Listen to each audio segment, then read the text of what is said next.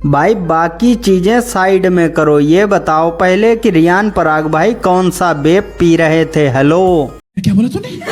अरे भाई मैंने नहीं बोला, ये सोशल मीडिया पर लोग पूछ रहे हैं क्योंकि रियान पराग का वेप पीना इस आईपीएल की सबसे बड़ी कंट्रोवर्सी बन चुकी है। एक ऐसी चीज जो इंडिया में बैन है, आखिर रियान पराग ड्रेसिंग रूम में बैठकर इतने सारे कैमरों के सामने खुलेआम कैसे पी रहे थे। जिनको पूरी कहानी नहीं पता है, पिछले मैच में रियान पराग ड्रेसिंग रूम में वेप पीते हुए कैमरे पर देखे गए थे। हालांकि अगर ये वीडियो सोशल मीडिया पर आई होती तो एआई कहकर इसको खारिज कर दिया जाता, लेकिन ये फुटेज लाइव टीवी मैच के दौरान दिखाई दी थी, यानी इससे इनकार तो नहीं किया जा सकता था। पहले खबर आई थी कि बीसीसीआई इस बात पर बहुत नाराज है और हो सकता है उन पर 4-5 मैच का बैन भी लगाया जाए, लेकिन फिर फाइनली जब बीसीसीआई ने फैसला सुनाया तब बताया गया कि रियान पराग की 25% मैच फीस काट ली गई है।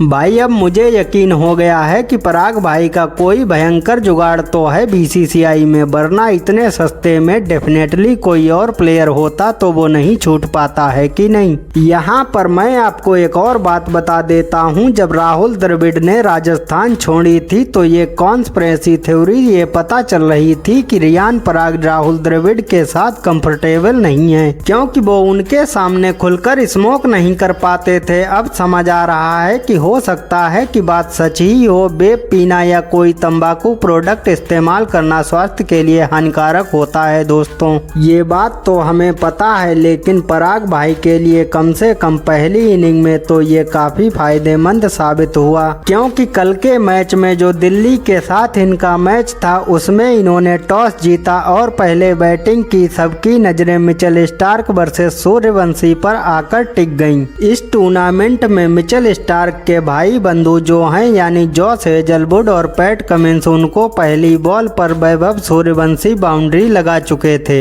इन दोनों ने स्टार्क को फोन करके बताया जरूर होगा कि भाई ये 15 साल का लड़का है, उससे होशियार रहना। स्टार्क शायद वही तैयारी करके आए होंगे, क्योंकि पहली बॉल पर छक्का उनको वैभव सूर्यवंशी ने नहीं जायसवाल ने लगाया। हालांकि इसका बदला स्टार्क ने 2 गेंद बाद ही उनको आउट करके ले लिया। अगले ओवर में वैभव सूर्यवंशी को भी जेमिसन के खिलाफ पहली बार स्ट्राइक मिली और उन्होंने उनको भी पहली बॉल पर चौका लगा दिया, लेकिन अगली बॉल पर यॉर्कर डालकर उनको आउट कर दिया गया। और उसके बाद आप जेमिसन का सेलिब्रेशन देखना, सेलिब्रेशन से आपको पता चलेगा कि वैभव सूर्यवंशी का विकेट इस समय कितनी बड़ी चीज है। जब राजस्थान के दोनों ओपनर जल्दी आउट हो गए तो राजस्थान पर असली प्रेशर आया, क्योंकि अभी तक तो उनका आधा काम जायसवाल और वैभव सूर्यवंशी करके चले जाते थे, लेकिन अब की बार दोनों जल्दी आउट हो गए। पराग और ध्रुव दोनों आउट ऑफ फॉर्म थे, लेकिन उन्होंने फॉर्म में वापस आने का बिल्कुल सही दिन चुना। खास कर रियान पराग भाई ने तो ऐसा खेल दिखाया कि सोशल मीडिया पर लोग पूछने लगे कि भाई वो कौन सा वेप कौन सा फ्लेवर पी रहे थे आप। बड़ा हरामी हो बेटा।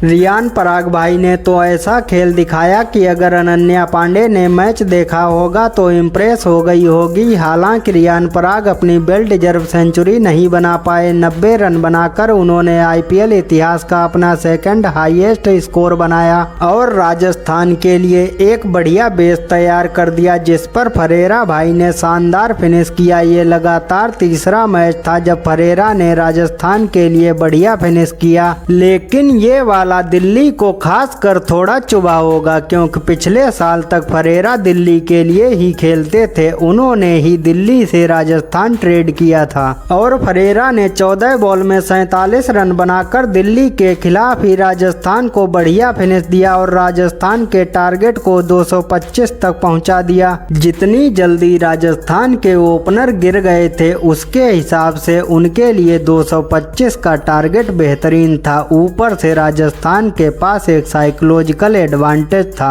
कि इतना बड़ा टारगेट आज तक दिल्ली ने आईपीएल के इतिहास में कभी चेज नहीं किया था। दिल्ली का आज तक का सबसे बड़ा टारगेट चेज 210 हुआ करता था, लेकिन 2025 के बाद से जो आईपीएल बदली है उसके बाद से आए दिन जो रिकॉर्ड नए बन रहे हैं। हालांकि आज तक दिल्ली इतने बड़े शिखर पर पहुंची नहीं है, लेकिन उनको पता था कि यहां पहुंचना इतना मुश्किल भी नहीं है। अगर अच्छी शुरुआत मिल गई तो निशंका केएल राहुल ने बिल्कुल ऐसे ही खेल दिखाया। उन्होंने पावर प्ले में रन दौड़ना जरूरी नहीं समझा, सिर्फ चौके छक्के में ही डील किया। आर्चर और बर्गर के पावर प्ले में बिना विकेट खोए 70 रन बना लेना दिल्ली के लिए आधा मैच जीतने के बराबर था और दिल्ली ने यहां से भी मैच फिसलने नहीं दिया। दिल्ली के दोनों ओपनर ने हाफ सेंचुरी लगाई और केएल राहुल तो बड़ा स्कोर करने के मूड में थे। 40 बॉल में 75 रन बनाए। थोड़ा बहुत दिल्ली को झटका लगा जब राहुल आउट हो गए और अचानक से राजस्थान वाले मैच में वापसी करते हुए दिखे, लेकिन स्टब्स और आशुतोष शर्मा ने बिल्कुल पैनिक नहीं किया और दिल्ली फाइनली 3 मैचों के बाद एक मैच जीत गई। इनमें से 2 मैच दिल्ली के ऐसे थे जिसमें एक में दिल्ली 75 पर ऑल आउट हो गई थी और दूसरे में 264 रन बनाने के बावजूद हार गई थी। ऐसे में ये जीत दिल्ली को सिर्फ 2 पॉइंट नहीं काफी कॉन्फिडेंस देकर गई होगी। आपको क्या लगता है, क्या दिल्ली अभी भी प्लेऑफ में पहुंच सकती है और राजस्थान से कहां पर गलती हुई थी? कमेंट करके जरूर बताना। अगर वीडियो अच्छा लगा हो तो वीडियो को एक लाइक करें, चैनल को भी सब्सक्राइब करें। तो चलिए हम मिलते हैं एक नई वीडियो के साथ, तब तक के लिए thank you, bye bye, take care.